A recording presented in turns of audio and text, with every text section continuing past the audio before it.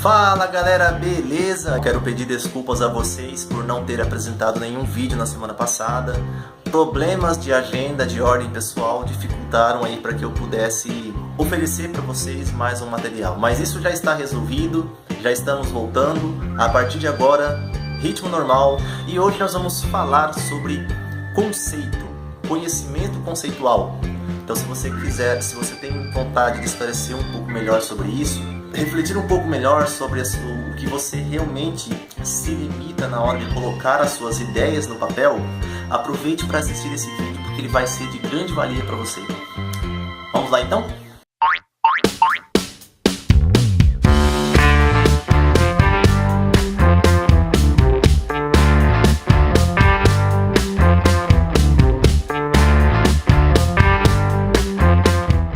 Galera, quando falamos da filosofia, primeira compreensão é que nós não estamos falando de um conjunto de conhecimentos que se resume à história da filosofia, que se resume exclusivamente ao que escreveram ou disseram os filósofos. Quando falamos de filosofia, falamos sobretudo de uma habilidade reflexiva, uma habilidade de conhecimento acompanhado pela crítica, pelo questionamento, pela dúvida.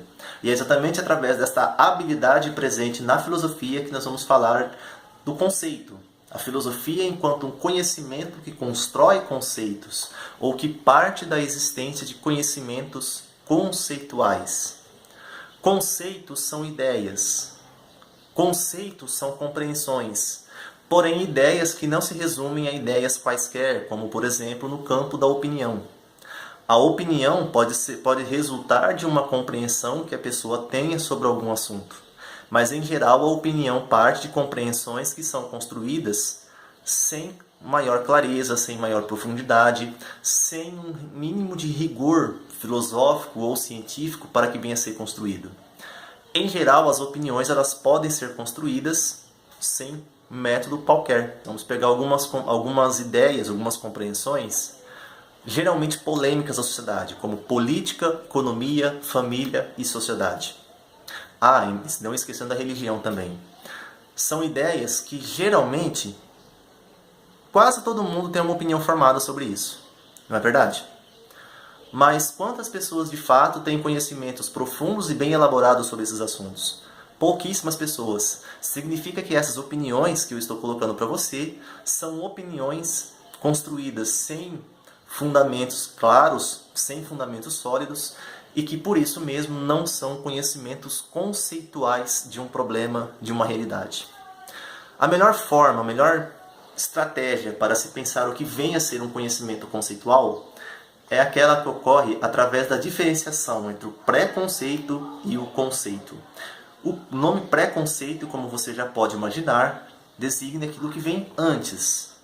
Preconceito é um juízo de valor, um julgamento que você faz antes que você tenha uma compreensão clara de um assunto, de um objeto ou de uma pessoa. O preconceito ele pode apresentar aqui para nós de duas formas. Primeiro, por meio de uma forma mais pejorativa, acusativa e até excludente, como é muito comum na sociedade, que você pode imaginar, e a outra através de uma análise mais imediata de um problema, capaz de identificar pistas de solução, hipóteses, mas que não é capaz de revelar nenhuma certeza, nenhuma clareza, justamente por carecer de comprovações. Nessas duas ideias, nessas duas formas de compreensão, preconceito e preconceito, temos conhecimentos ainda superficiais, que carecem de uma profundidade maior. Sendo que no primeiro exemplo que eu dei para vocês, o preconceito, dificilmente essa clareza vai acontecer, justamente por se tratar de uma afirmação generalizada e assumida na condição de uma opinião. Poucas pessoas conseguem evoluir para além disso. Enquanto que o preconceito, aquele juízo de valor imediato que existe a partir de uma observação imediata da realidade, mas capaz de levantar pistas de uma possível solução, já está desde o início aberto ao seu aprofundamento. O conceito, então, claro, vem a ser a compreensão de uma ideia que vem a ser construída segundo uma ordem, uma estrutura, um conjunto de métodos, critérios muito bem elaborados que visa ao maior aprofundamento desta reflexão? Pois é, um exemplo mais didático que eu posso utilizar para vocês aqui ao trazer a ideia de conceito. No pensamento antigo, o filósofo grego Platão, seguindo aquilo que ele aprendeu com seu mestre Sócrates, desenvolveu a compreensão do conceito naquilo que ele chamou de ideias eternas. As ideias eternas, segundo ele, são as ideias de natureza eterna e perfeita. São ideias imutáveis que não se alteram. São ideias de objetos, coisas e pessoas que, no campo dos sentidos, sofrem uma enormidade de variações, oscilações e diferenças. Imagine você a imagem de um cavalo. Nós podemos encontrar no mundo diferentes cavalos. Cavalos que possam ter diferentes estaturas, diferentes colorações, diferentes performances físicas, inclusive diferenças que são resultantes da própria questão racial. É impossível falar no mundo todo de dois cavalos que sejam exatamente iguais. Porém, nós estamos falando aqui de uma compreensão que parte de uma visualização, de uma aparência física. Porém, quando confrontados todos os cavalos possíveis de serem conhecidos, chegamos à conclusão de que a ideia de cavalo é uma só para todas, como se fosse uma forma, um modelo. Todos os cavalos existentes no mundo começam e terminam em uma mesma ideia. Mesmo o cavalo que não tenha, por exemplo, as 4 patas, a ideia é a mesma. É o que nós vamos chamar agora de conceito. A clareza conceitual começa quando você é capaz de chegar exatamente à substância de um problema, à raiz de um problema, a causa e a finalidade de uma mesma compreensão. Estranho, não é? Pois é. Mas eu estou falando para você de uma compreensão que a nível de senso comum pode ser até construída, mas é claro que com um certo limite. A clareza conceitual é mais precisa no campo filosófico e científico, mas que já pode ser iniciada a partir da vida escolar. E é exatamente isso o que as provas, é exatamente isso que os exames e até mesmo as redações que são solicitadas, exige cada um de nós um mínimo de clareza conceitual de um problema, de uma ideia, que já possa ser iniciado na escola. É claro que não no rigor científico ainda que é característico do ensino superior. Só para ilustrar o que eu estou falando, a Universidade Estadual de Londrina, há alguns anos, apresentou a seguinte questão na segunda fase do seu vestibular, na prova de Sociologia. Após o enunciado, com todo o seu fragmento, ela pede: uma torcida de futebol é um movimento social ou uma ação espontânea? Provavelmente uma parte considerável dos alunos responderam que é um movimento social, mas utilizaram como critério para essa resposta as características que são comuns tanto aos movimentos sociais como às torcidas de futebol. Exemplos: ações que são coletivamente organizadas, ações que são permanentes, ações que podem estar pautadas em uma estrutura burocrática ou jurídica que lhes dão sustentação. São características que são comuns tanto a um quanto a outro. Onde que está o erro que cometeu quem respondeu dessa forma?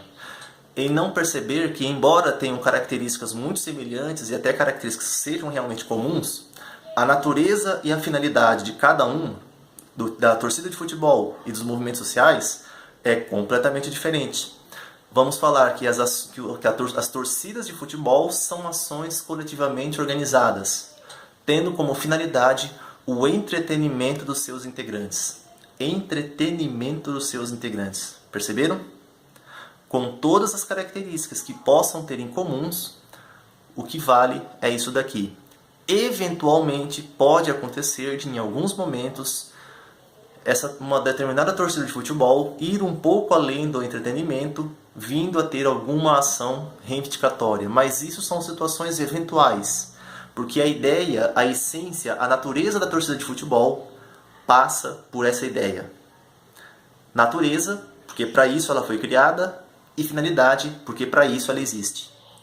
Enquanto que quando falamos de movimentos sociais, Falamos de ações coletivamente organizadas, veja a mesma característica de uma torcida de futebol, que pode contar com estruturas burocráticas, administrativas, jurídicas. Observe mais uma vez as mesmas características que são comuns às torcidas de futebol, mas com uma outra finalidade, com uma outra natureza, que é a natureza reivindicatória, de confronto político, que tem como finalidade manter um determinado sistema, manter uma determinada ordem social, manter um determinado status, ou alterar esse sistema, alterar esse status. É daí que nós vamos ter agora a diferença entre o que vem a ser um movimento social conservador e um movimento social transformador.